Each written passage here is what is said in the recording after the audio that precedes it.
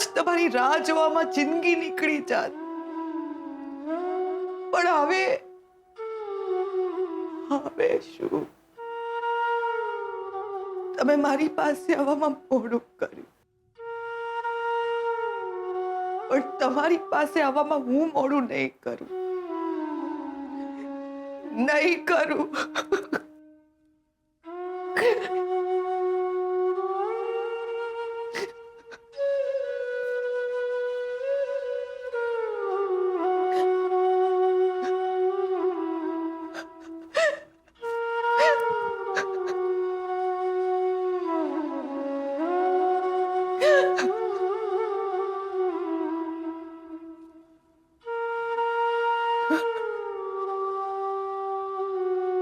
રણજીત કુમાર જી જે બની ગયું છે એ આપણે માની પણ લઈએ તો પણ એ ભૂલી શકાય એમ નથી.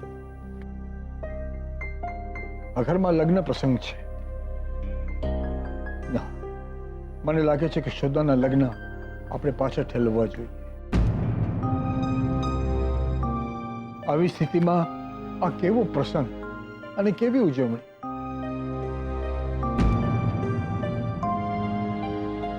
રણજીત કુમાર, તમે શ્રુતિના ઘરે જાઓ, એના પપ્પા મમ્મી સાથે વાત કરો અને કહો કે આપણે આ લગ્ન પ્રસંગ થોડો પાછો ઠેલવીએ તો.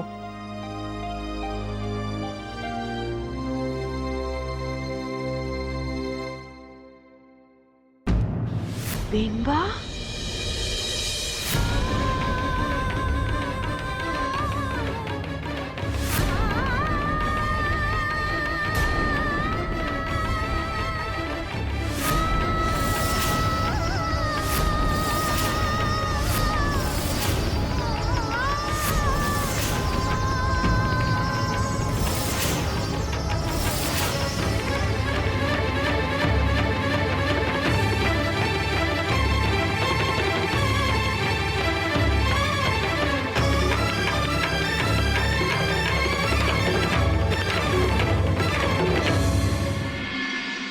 માફ કરજો પપ્પાજી, પણ શોધનના લગ્ન નિયત સમયે જ થશે.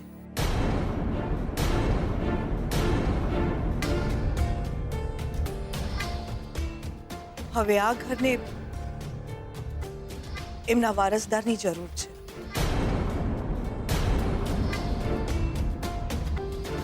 શોધનના લગ્ન પાછા નહીં ઠેલાય. પણ પ્રદ્યુમન, પપ્પાજી, કાલે નત સમ્રાટના દીપિકાબેને જે કહ્યું તમને યાદ છે ને?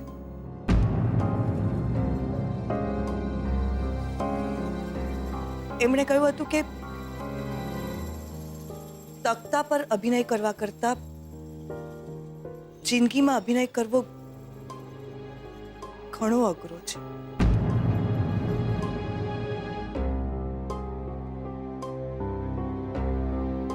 જે બન્યું એ આપણે સ્વીકારવું જ રહ્યું.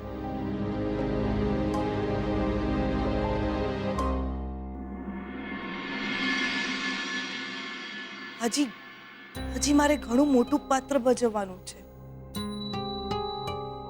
મારે મારા દીકરાના લગ્ન કરાવવાના છે. આ ઘરને સંભાળવાનું છે. પપ્પાજી, મમ્મીજી એ તો ક્યારના ભગવાનના ઘરે ચાલ્યા ગયા હશે. આપણે ખોટા દિલાસામાં જીવતા હતા કે કદાચ એક દિવસ પાછા આવશે.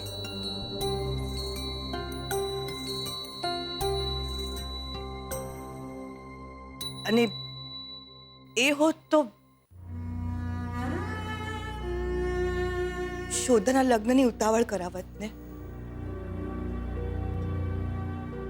પણ હવે એ નથી. પણ શોધનના માટે એમના આશીર્વાદ તો છે ને.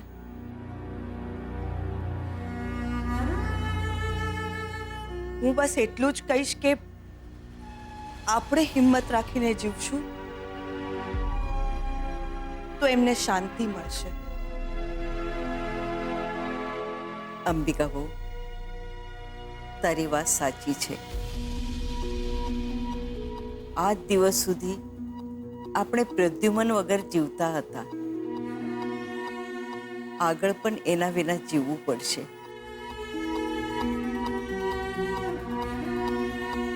હા, એટલું ખરું કે હવે એની રાહ નહીં જોવી પડે.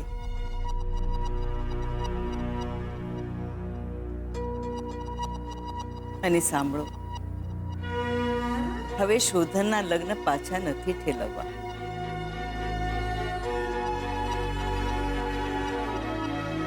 ને આ વાતની જાણ આપણે શોધને નહીં કરીએ.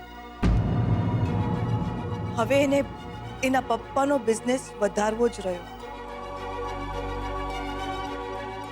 ઠીક છે, તો લગ્નની તૈયારીઓ કરવા માંડો.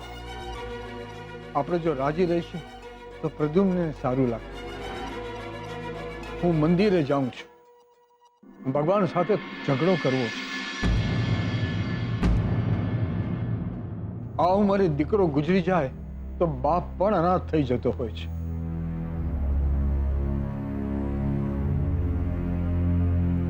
ઊભા રહો.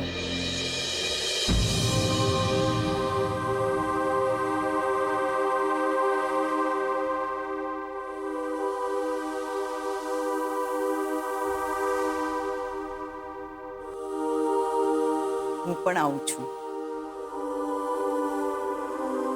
સાથે મળીને ભગવાનને ફરિયાદ કરશું. થોડો ડરી જશે.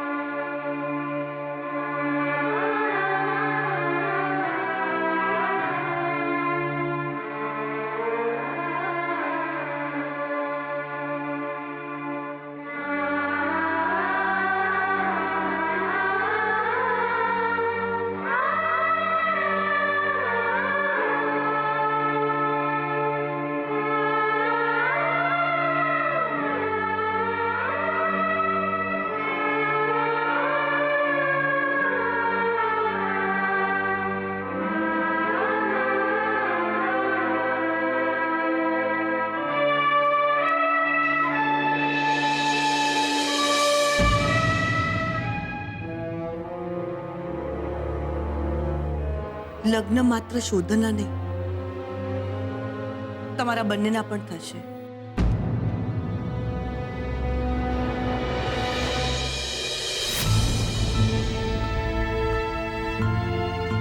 નિયત સમયે જ.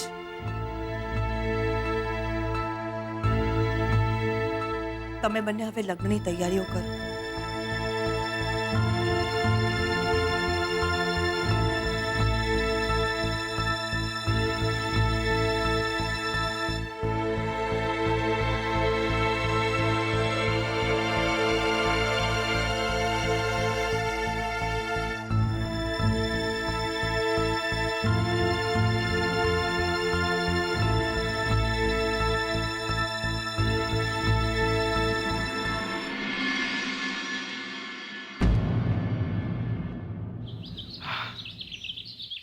યોર ઘરવાળાઓને તો એમ છે કે અમારા લગ્ન થવાના જ છે.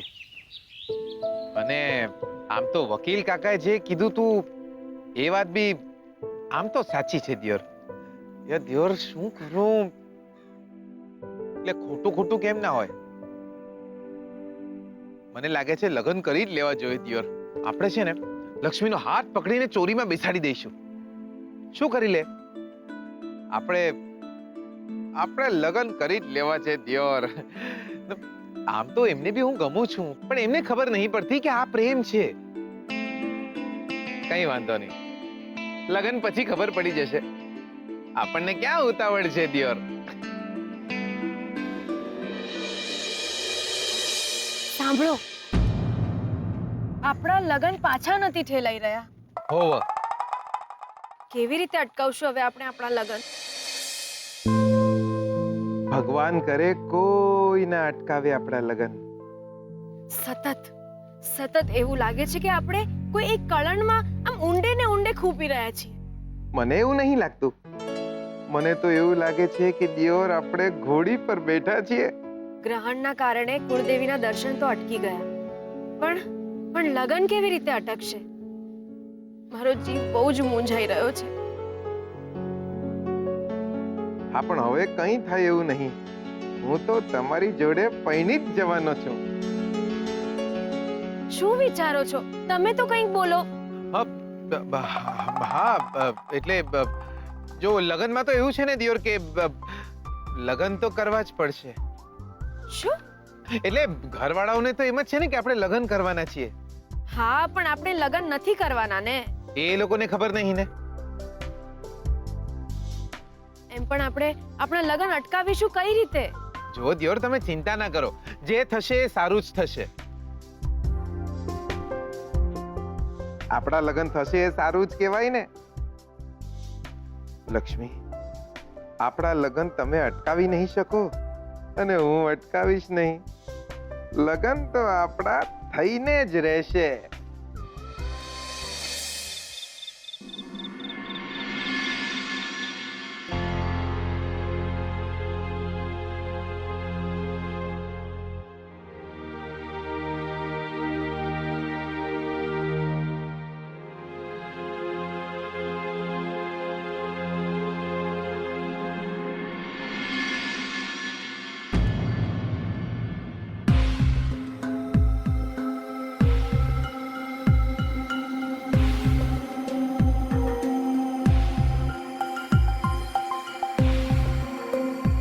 તમે અહીંયા? હા, હું હમણાં થોડાક દિવસ પહેલા તમારા ઘરેણા કોઈએ લૂંટી લીધા હતા. માથામાં લાકડીનો ફટકો મારીને.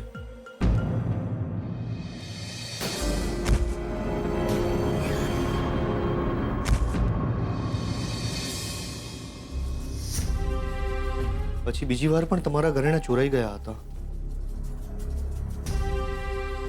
પહેલી વાર પણ મેં જ તમારા ઘરેણા ચોર્યા હતા ને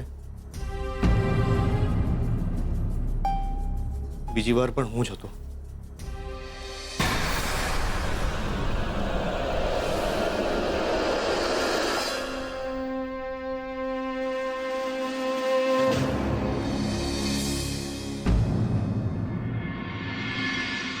આ ઘરેણા તમારા.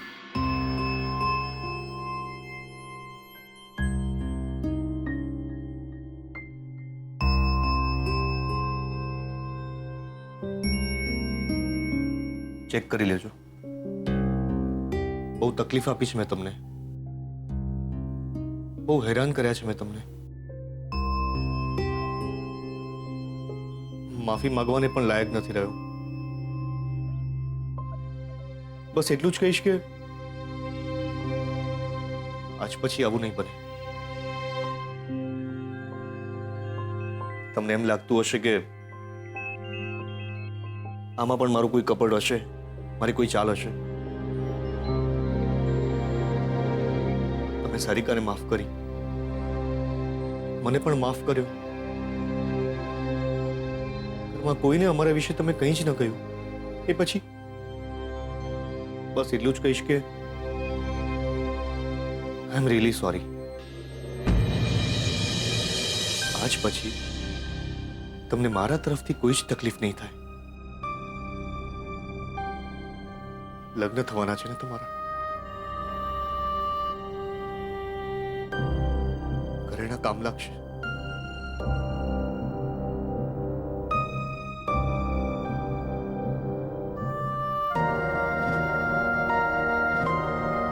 માફ કરજો.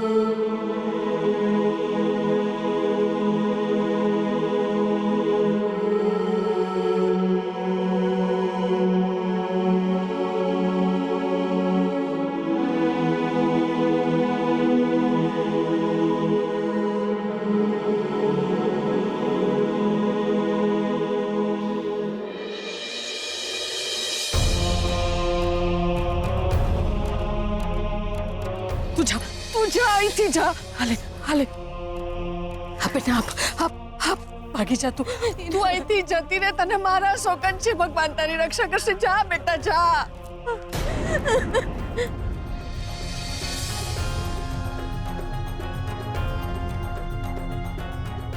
મારે મન સોના ચાંદીના ઘરેણા નહીં, પણ મારા હીરાબાની નિશાની,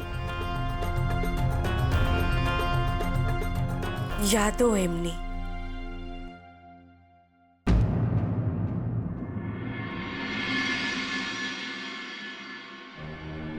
આવો અંબિકા બહુ બેસ, મારે થોડી વાત કરવી છે. હૈયે પથ્થર મૂકીને એ વાત તો આપણે સ્વીકારવી જ પડશે કે પ્રદ્યુમન આપણી વચ્ચે નથી રહેતો. આપણા કમનસીબ છે કે આપણે પ્રદ્યુમનના અગ્નિ સંસ્કાર ન કરી શક્યા, ન તો અસ્થિ વિસર્જન. હા, આપણને તો આટલા વર્ષો પછી પણ બસ એટલી જ ખબર પડી કે પ્રદ્યુમનભાઈ એના ક્રિયાકર્મ પણ આપણે નથી કરી શક્યા. એટલે મારી ઈચ્છા છે કે આપણે ઘરમાં જ પ્રાર્થના સભા રાખીએ. હા, તમે આજે જ શાસ્ત્રીજીને વાત કરો, એમના હાથે જ આપણે પૂજા કરાવીએ. જુઓ, મારે કોઈ તામઝામ નથી કરવી. બસ આપણે ઘરના પરિવારના સભ્યો જ પ્રદ્યુમન માટે પ્રાર્થના કરીશું. બસ શ્રુતિના ઘરે બધાને કહેજો.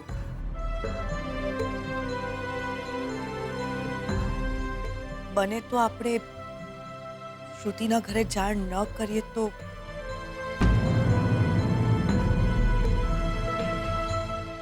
જો અંબિકા બહુ, હવે એ લોકો આપણા વિવાહિત થશે. અને આમ જુઓ તો કૈલાશ અને પ્રદ્યુમન ખૂબ જ સારા મિત્રો હતા. હા, પણ મને ઠીક નથી લાગી રહ્યું. છતાંય જો તમારે કહેવું હોય તો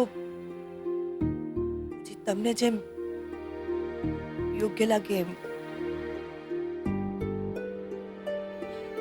હું દીવાબત્તીની તૈયારી કરી લઉં.